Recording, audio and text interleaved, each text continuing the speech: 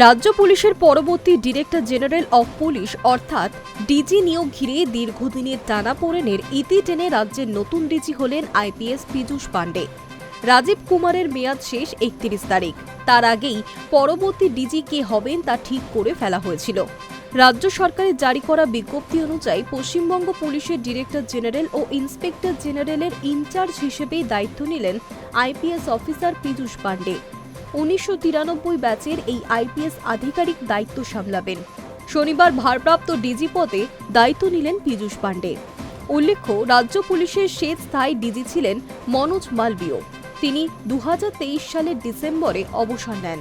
এর আগেও স্থায়ী ডিজি নিয়োগের জন্য রাজ্য সরকার একটি নামের প্যানেল পাঠিয়েছিল, তবে আইনি জটিলতার কারণে সেই প্রক্রিয়া সম্পূর্ণ হয়নি। ইউপিএসসি জানিয়েছে, বিধি অনুযায়ী পূর্ববর্তী স্থায়ী ডিজির অবসর গ্রহণের অন্তত ৩ মাস আগে প্রস্তাবিত নামের তালিকা পাঠানো প্রয়োজন ছিল। অর্থাৎ ২০২৩ সালের সেপ্টেম্বর মাসের মধ্যেই সেই প্যানেল পাঠানো উচিত ছিল, কিন্তু রাজ্য সরকার তালিকা পাঠিয়েছে ওই বছরের ২৭ ডিসেম্বর। সেই কারণেই সম্প্রতি ওই প্যানেল ফেরত পাঠানো হয়। Hi news network.